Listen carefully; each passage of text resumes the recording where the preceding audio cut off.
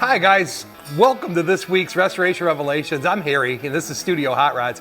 We build some of the coolest cars on the planet. We specialize in building these purposely built Chevelles. They're made to go cross country, drive wherever, however, with a 3-year, 36,000 mile warranty. But in that pursuit of perfection, I have been making a ton of parts that actually go in those cars. And this week I am going to be introducing them to you because I'm going to actually make them available if you're interested. Also, even better than that, if you need custom designed 3D printed parts, we might be your printer farm, if you know what I mean. We can even help you on that level. So, got an engineering team, we can build some cool stuff, and I'm going to show you a bunch of cool stuff this week.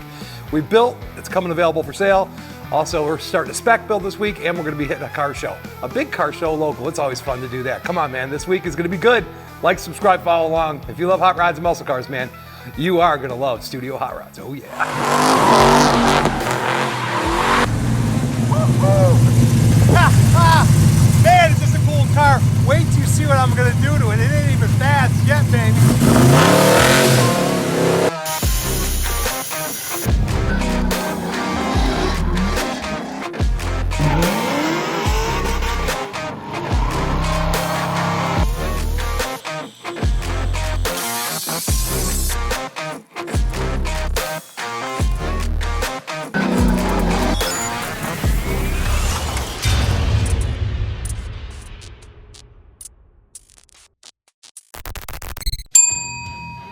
All right, kids, order up. You heard the bell. We're going to start working on it.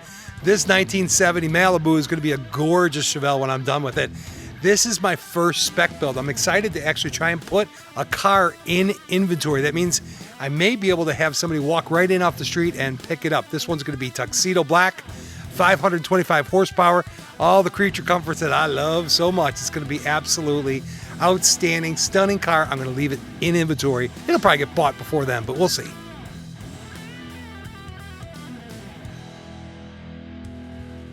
Here's this bad boy. This car looks pretty rough, doesn't it? But come here, check this out. Look right there. Zoom in. You see that little blue square with the GM on it? These are all new floors, and they even went to the purposely built GM product. That's a GM floor. Most people use these aftermarket parts. It ain't so good because you can't find the NOS stuff anymore. Somebody spent a lot of money rebuilding the quarters, the floors. This car is a great, solid car to start with. It doesn't look that great, does it? But let me tell you, it's going to be an amazing car as we move forward with it. Just came off the chassis. This is what the C-channel chassis looks like. You guys, if you're not familiar with an A body or a lot of the GM bodies, they use what's called a C-channel. So none of the stuff is supported, especially, look up here. This is where all the torque and all the weight of the car, and these are where the body bolts go, boom, boom, boom, boom, boom, boom, boom, and the bushings here. You can see them, look at 1, 2, 3, 4, 5, 6, 7, 8, 9, 10, 11, 12, 13, 14. So there's 14 mounting points onto the chassis. And the reason I bring that up is because the chassis and the body share the load when you put a lot of power in. A lot of guys put tons of power in these cars, but they don't really have the body or the chassis to support it correctly. So first thing we got to do is take all this stuff up, and then we sell all this. Later in the episode, I'll show you what our finished chassis actually look like. I think they're spectacular. I can't wait to get it on Road America or whatever and go compete on 15-inch rims and Kragers against everybody in their big rims and their little rubbers. Anyways, we're gonna head out to a car show now. It's gonna be fun. I don't get to go out much. You know, they don't let me out of here very often. So let's head to the car show. I think you guys are gonna like what you're gonna see there. Hey, let me pull out before you smog me. So it's time to load up and go. We got 4 cool Chevelles. The first one I'm gonna show you is my 1969 prototype. I love that car. We are heading out and I'll be leading the pack. And then the next one we got coming is Greta. That is our 6.2 liter Duramax diesel. That's Chuck driving it. We're gonna have some fun. But he's been bugging me to drive that car. Okay, here comes the 1970 Chevelle. That's the Bill Conrad car. That's Kyle and his girlfriend. They are gonna go take care of it. And there, last but not least, was Joe leaving the lot in the 1969 Chevelle that we're actually gonna have for sale. We're gonna take a ride over there and spend some time after work at a car show, meet some people. I'm gonna follow Chuck instead of following Joe. You know why? He's been eyeballing Greta since the day it came in here. And the drag radials we just put on it, I bought from him. I know he's gonna wanna jump on that thing. And I gotta be careful because that chassis ain't the greatest. We fixed the front end and the rear end, but I'm noticing the body's getting a little twist to it. Not so good. Easy, Chuck. Okay, now let me tell you what I love about a car show. A car show is about community. I love it when it has like a purpose. A buddy of mine has built a truck that's for suicide awareness. He takes that out to all these different types of shows, whether it's motorcycle shows, car shows, and he raises awareness for suicide. You sign the truck, you tell him your story, and it's all about supporting his community. I love things that interact with the community. That's the best. Also, I like to talk to other local guys that build them out of their house, whether they're having challenges or whether they're just enjoying it, getting to know the people, sitting down, nuzzle up, have a beer, tell a story, talk about the goods and the bads of the cars that are out there.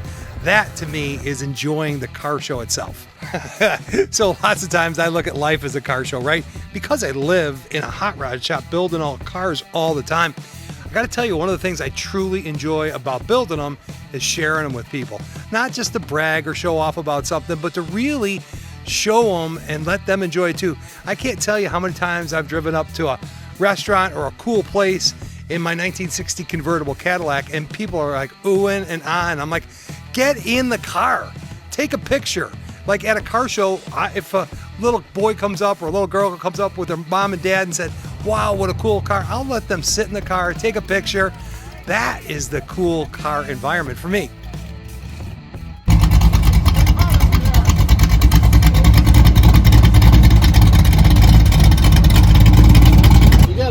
You got a tank of fuel in your trunk? Oh, no, I left it all. I subsequently out of Oh, no, you know what it is? The cooler. Oh. Okay, all right. I was thinking it was fuel or something. Okay. All right, we're on. Lastly, one of the things I actually love also about the car shows is building the relationships with the people.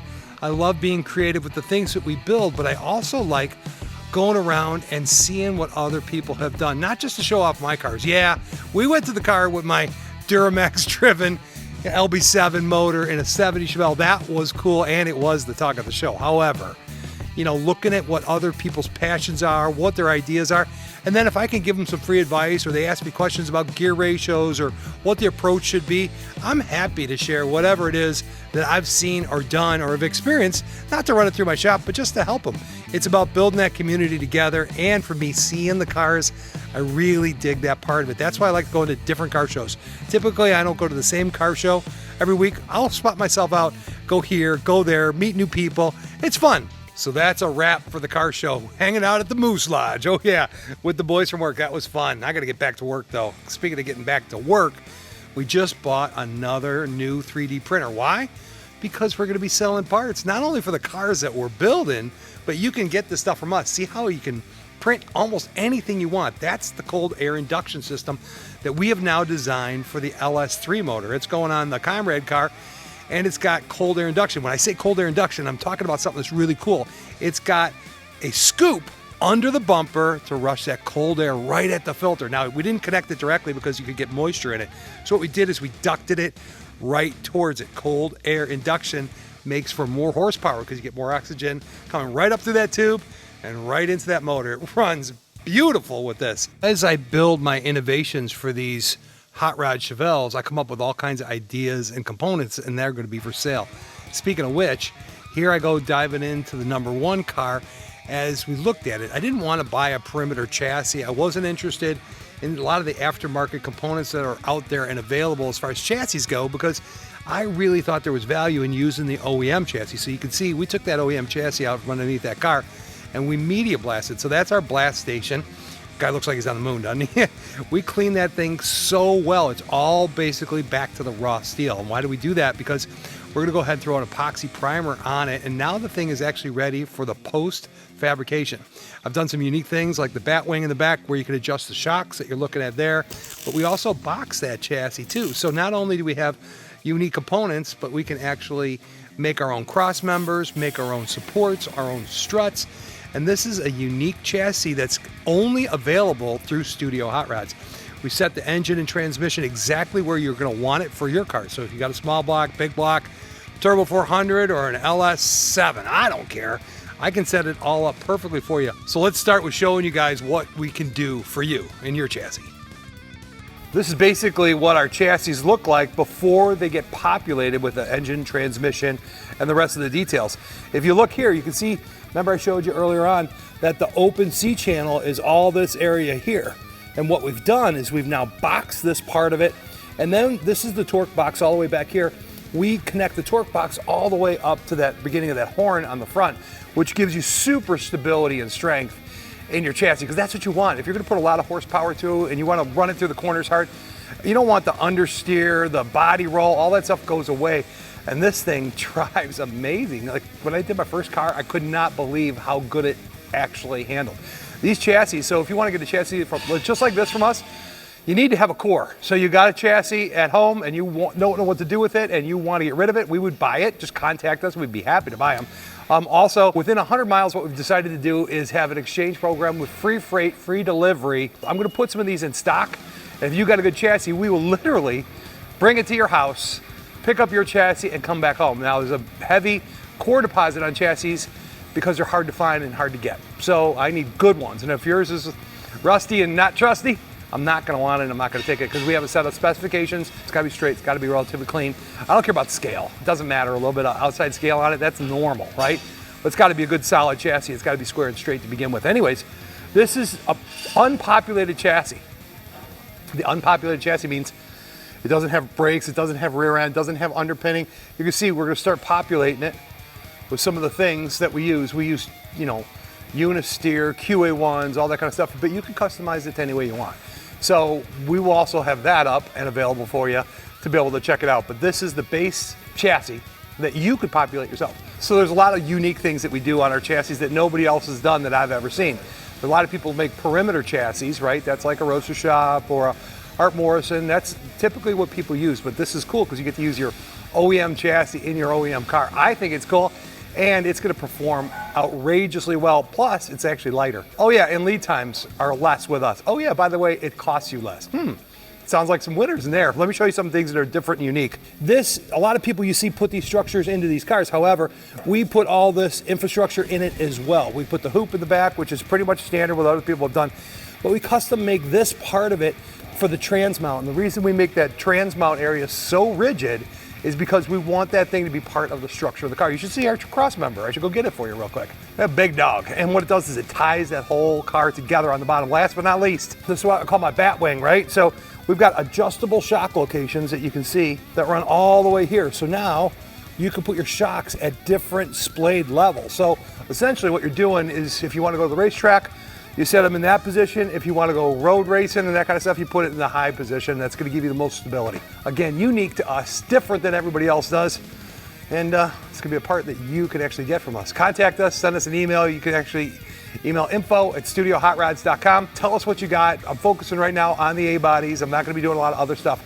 68 through 72 A-bodies. Guys, I usually like to close up each Restoration Revelations with the best part. To me, we're just talking about the Bible and being a believer and what it kind of means to be different, right? So speaking about being different, these cars are remanufactured. They're like born again. We're going to talk about what it means to be born again from a biblical perspective. Come on.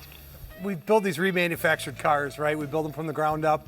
And honestly, I feel like they're a whole new creation because it is the old VIN number and it is the original chassis, modified, right?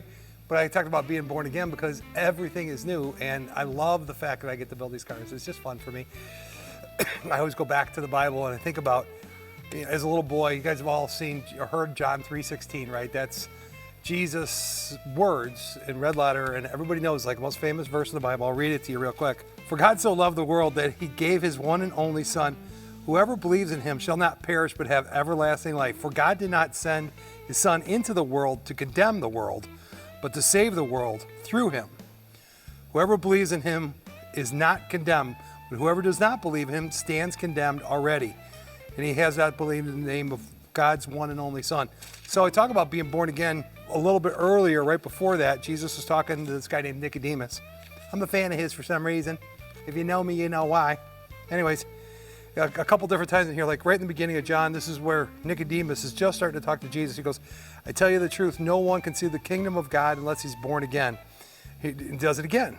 Says Jesus again, because I tell you the truth, no one can enter the kingdom of God unless he's born again.